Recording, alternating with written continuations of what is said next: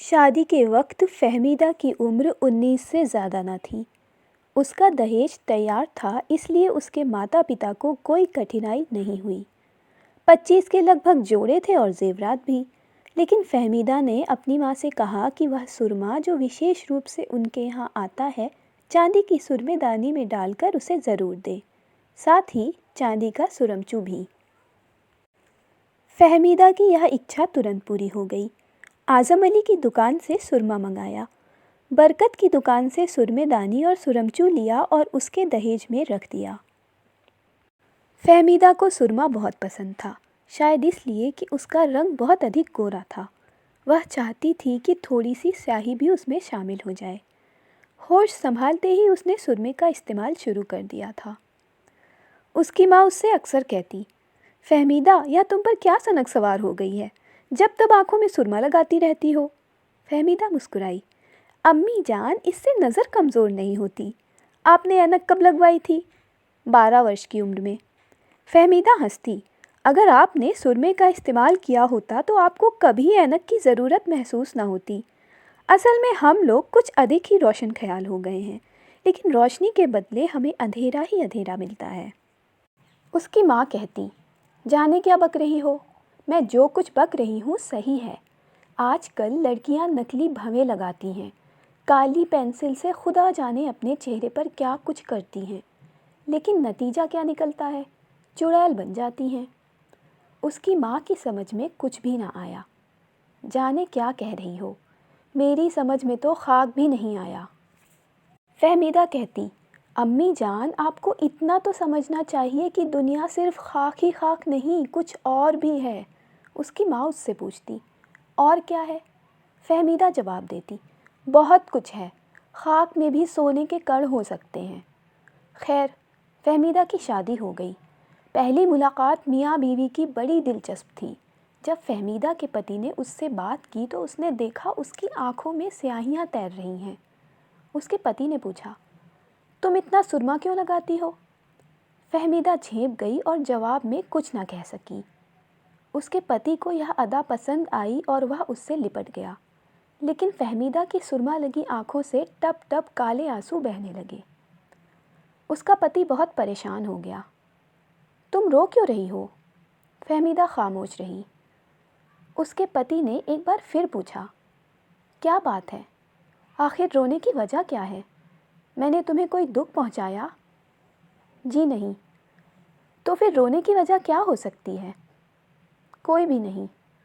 उसके पति ने हौले हौले उसके गाल पर थपकी दी और कहा, जाने मन, जो बात है मुझे बता दो। अगर मैंने कोई ज़्यादती की है तो उसकी माफ़ी चाहता हूँ। देखो, तुम इस घर की मलका हो, मैं तुम्हारा ग़ुलाम हूँ, लेकिन यह रोना धोना अच्छा नहीं लगता। मैं चाहता हूँ कि तुम सदा हंसती रहो। फ़हमीदा रोती रही। उसके पति ने उससे एक बार फिर पूछा, आखिर इस रोने की वजह क्या है? फ़हमीदा ने जवाब दिया, कोई वजह नहीं, आप पानी का एक गिलास ला दीजिए मुझे। उसका पति फ़ौरन पानी का एक गिलास ले आया। फ़हमीदा ने अपनी आंखों में लगा हुआ सुरमा धोया, तौलिए से अच्छी तरह साफ़ किया। आंसू स्वयं सूख गए। उसके बाद वह अपने पति से बातचीत करने लगी। मैं माफ़ी चाहती हूँ कि मैंने आपको इतना परेशान किया। आप देखिए, मेरी आंखों में सुरमे की एक लकीर भी बाकी नहीं रही। उसके पति ने कहा, मुझे सुरमे से कोई आपत्ति नहीं, तुम शौक़ से इसका उपयोग करो, मगर इतना अधिक नहीं कि आंखें उबलती हुई नज़र आएं। फ़हमीदा ने आंखें झुकाकर कहा, मुझे आपकी प्रत्येक आज्ञा का पालन करना है।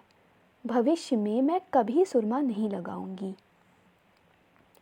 नहीं नहीं, मैं तुम्हें इसका उपयोग करने से मना नहीं करता। मैं सिर्फ यह कहना चाहता हूँ कि मेरा मतलब है, किसी चीज़ को थोड़ा किफ़ायत से इस्तेमाल किया जाए। ज़रूरत से ज़्यादा जो भी चीज़ इस्तेमाल में आएगी अपनी कदर खो देगी। फ़हमीदा ने सुरमा लगाना छोड़ दिया, लेकिन फिर भी वह अपनी चांदी की सुरमेदानी और चांदी के सुरमचू को रोज़ निकाल कर देखती थी और सोचती थी कि ये दोनों चीज़ें उसकी ज़िंदगी से क्यों अलग हो गईं। वह क्यों इनको अपनी आंखों में जगह नहीं दे सकती? सिर्फ इसलिए कि उसकी शादी हो गई है? सिर्फ इसलिए कि वह अब किसी की अमानत हो गई है? या हो सकता है कि उसकी इच्छा शक्ति खत्म हो गई है? वह कोई फैसला नहीं कर सकती थी, किसी नतीजे पर नहीं पहुंच सकती थी। 1 वर्ष के बाद उसके घर में चांद सा बच्चा आ गया। फहमीदा निढाल थी, लेकिन उसे अपनी कमज़ोरी का कोई एहसास नहीं था, इसलिए कि वह अपने लड़के की पैदाइश पर प्रसन्नता रहित थी। उसे यूँ महसूस होता था जैसे उसने कोई बहुत बड़ी गलती की है। 40 दिन के बाद उसने सुरमा मंगवाया और अपने नवजात शिशु को लगाया। लड़के की आंखें बड़ी बड़ी थीं। उनमें जब सुरमा लगा तो वे और भी ज़्यादा बड़ी हो गईं। उसके पति ने कोई आपत्ति न की कि वह बच्चे की आंखों में सुरमा क्यों लगाती है, इसलिए कि उसे बड़ी और खूबसूरत आंखें पसंद थीं। दिन अच्छी तरह गुजर रहे थे। फहमीदा के पति शुजाअत अली को तरक्की मिल गई थी। अब उसका वेतन 1,500 रुपये के करीब था। एक दिन उसने अपने लड़के को, जिसका नाम उसकी बीवी ने आसम रखा था, सुरमा लगी आँखों के साथ देखा। वह उसको बहुत प्यारा लगा। उसने बड़ी उत्सुकता से उसको उठाया, चूमा, चाटा और पलंगड़ी पर डाल दिया। वह हंस रहा था। वह अपने नन्हे मुन्ने हाथ पांव इधर उधर मार रहा था। उसकी सालगिरह की तैयारियां हो रही थीं। फहमीदा ने एक बहुत बड़े केक का ऑर्डर दे दिया था। मोहल्ले के सब बच्चों को दावत दी गई थी कि उसके लड़के की पहली सालगिरह बड़ी शान से मनाई जाए। सालगिरह निश्चित रूप से शान से मनाई जाती, मगर 2 दिन पूर्व आसम की तबीयत ख़राब हो गई और ऐसी हुई कि उसका जिस्म ऐंठने लगा। उसे अस्पताल ले गए। वहाँ डॉक्टरों ने उसकी जांच की। जांच के बाद मालूम हुआ कि उसे डबल निमोनिया हो गया है। फहमीदा रोने लगी, बल्कि सिर पीटने लगी। हाय मेरे लाल को यह क्या हो गया है? हमने तो उसे फूलों की तरह पाला है। एक डॉक्टर ने उससे कहा, मैडम, ये बीमारियां इंसान के वश में नहीं हैं। वैसे डॉक्टर के नाते मैं आपसे कहता हूँ कि बच्चे के जीने की कोई उम्मीद नहीं। फहमीदा ने रोना शुरू कर दिया। मैं तो स्वयं मर जाऊंगी। खुदा के लिए डॉक्टर साहब, इसे बचा लीजिए। आप इलाज करना चाहते हैं। मुझे अल्लाह के घर से उम्मीद है कि मेरा बच्चा ठीक हो जाएगा। डॉक्टर ने बड़े शुष्क लहजे में कहा, खुदा करे ऐसा ही हो। आप इतने नाउम्मीद क्यों हैं? मैं नाउम्मीद नहीं, लेकिन मैं आपको झूठी तसल्ली नहीं देना चाहता। झूठी तसल्लियाँ आप मुझको क्यों देंगे? मुझे यकीन है कि मेरा बच्चा ज़िंदा रहेगा। खुदा करे ऐसा ही हो।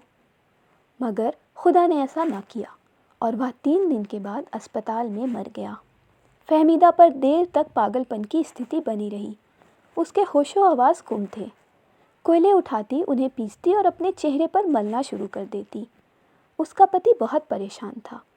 उसने कई डॉक्टरों से सलाह की, दवाएं भी दी। अपेक्षित परिणाम नहीं हुआ। फहमीदा के मन मस्तिष्क में सुरमा ही सुरमा था। वह हर बात कालिक के साथ सोचती थी। उसका पति उससे कहता, क्या बात है, तुम इतनी चिंतित क्यों रहती हो? वह जवाब देती, जी कोई ख़ास बात नहीं, मुझे आप सुरमा ला दीजिए। उसका पति उसके लिए सुरमा ले आया, मगर फहमीदा को पसंद ना आया। अतः वह स्वयं बाज़ार गई और अपनी पसंद का सुरमा खरीद कर लाई। अपनी आँखों में लगाया और सो गई, जिस तरह वह बेटे आसम के पास सोया करती थी। सुबह जब उसका पति उठा और उसने अपनी पत्नी को जगाने की कोशिश की तो वह मुर्दा पड़ी थी। उसके बगल में एक गुड़िया थी, जिसकी आंखें सुरमे से भरपूर थीं।